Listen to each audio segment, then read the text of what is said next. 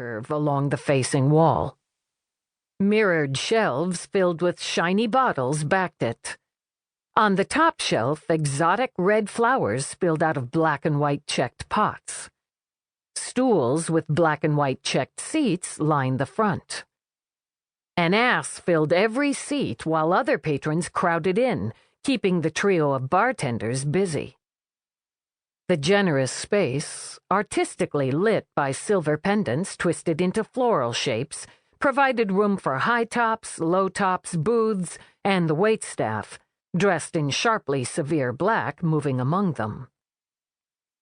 Just under the drone of sound generated by voices, clinking glassware, and the click of shoes on the polished floor, the music system lilted with some throaty-voiced woman singing in French.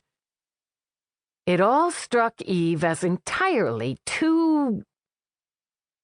everything. Her instinctive scan of the room paused on a blonde.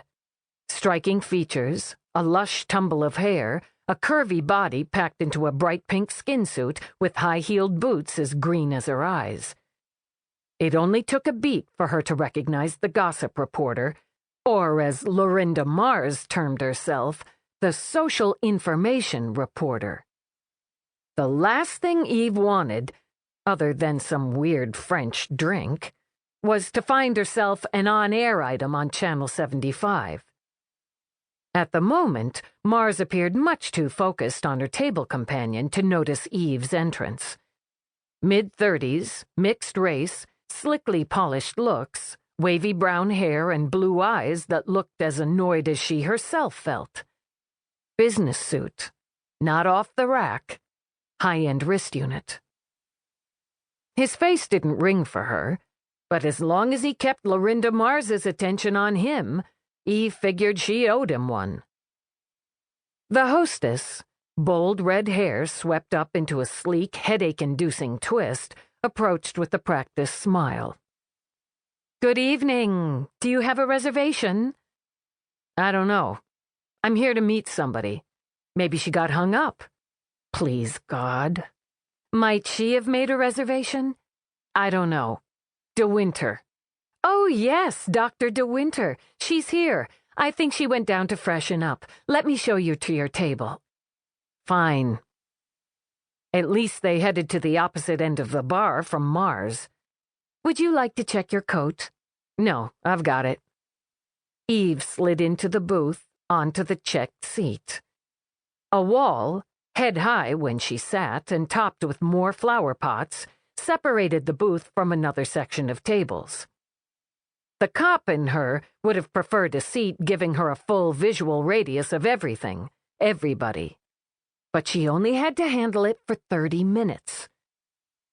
A single glass of something pink and frothy stood on the other side of the table. "Seska will be taking care of you this evening," the hostess announced. "She'll be right with you." "Yeah, thanks." 30 minutes. Eve promised herself as she unwound her scarf, knitted by her partner's artistic hands, stuffed it in her coat pocket. Accepting her fate, she shrugged out of her coat as the waitress, her hair a short, blunt swing of purple, stepped to the booth. "Good evening. I'm Seska, and I'll be your server. What can I get for you?" Eve considered ordering a cheap American beer just to be contrary. "Wine. Red's fine." "A glass, a half bottle, or a bottle?" "Just a glass." Seska tapped a remote on her belt. The screen on the separating wall of the booth came on and displayed a long list, of red wines by the glass. "Would you like some time to decide?" "No." Eve knew a little about wines. A woman couldn't live with Rourke and not absorb some basic knowledge. She tapped a Cabernet she knew she'd had at home, and knew came from one of Rourke's vineyards. "Oh, that's a lovely wine. I'll have it brought right out to you.